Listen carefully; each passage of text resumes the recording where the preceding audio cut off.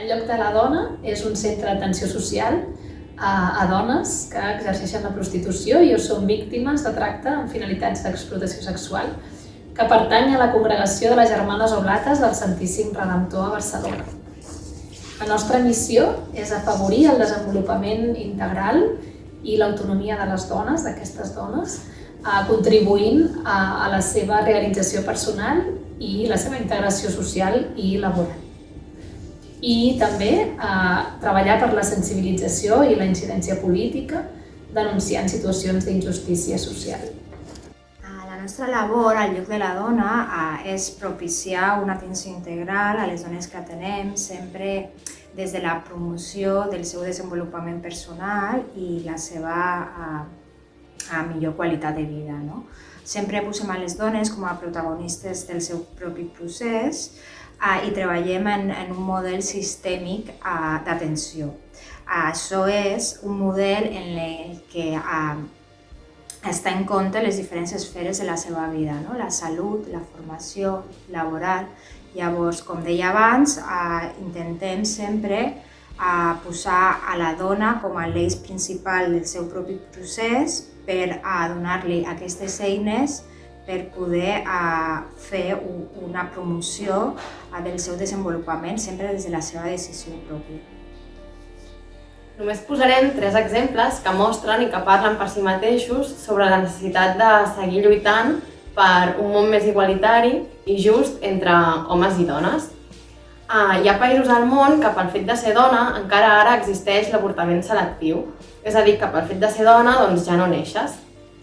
Una altra dada és la bretxa salarial, que en el nostre país és del 22%, però les dones que tenen menys formació, com són la majoria de les dones que nosaltres atenem, aquesta bretxa salarial és d'un 37%.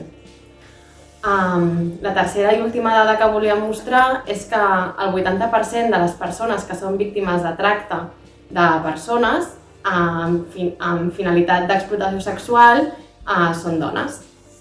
Com havia afectat aquest 2020 a les dones que tenim. El fet de deixar de treballar a carrer els ha suposat que els pocs ingressos que rebien, amb els quals es permetia fer front a la cobertura de les necessitats bàsiques, s'hagi vist del tot tallat. La dificultat de pagar el lloguer de les habitacions, la dificultat en temes d'alimentació, dificultats per seguir enviant diners moltes vegades als països d'origen.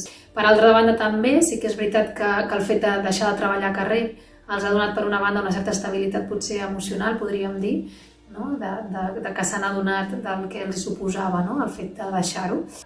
Ha augmentat el seu desig de formar-se i de buscar alternatives laborals. Sí que hem vist un augment molt gran de demandes d'inserció laboral. Per altra part, el col·lectiu de dones de pisos i clubs també s'han vist greument afectades.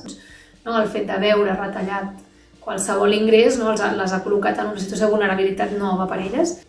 Dona Colors és una marca de roba femenina que neix el 2012 com un projecte social per a donar resposta a les necessitats de trobar una alternativa laboral a dones que estan en contextos de prostitució.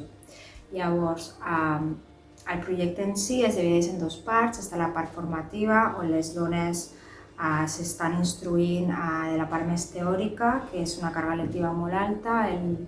La formació es fa aquí, al lloc de la dona, i després estan les pràctiques que es fan al propi taller, on les dones estan practicant sota la supervisió de 2 professionals que tenim al lloc.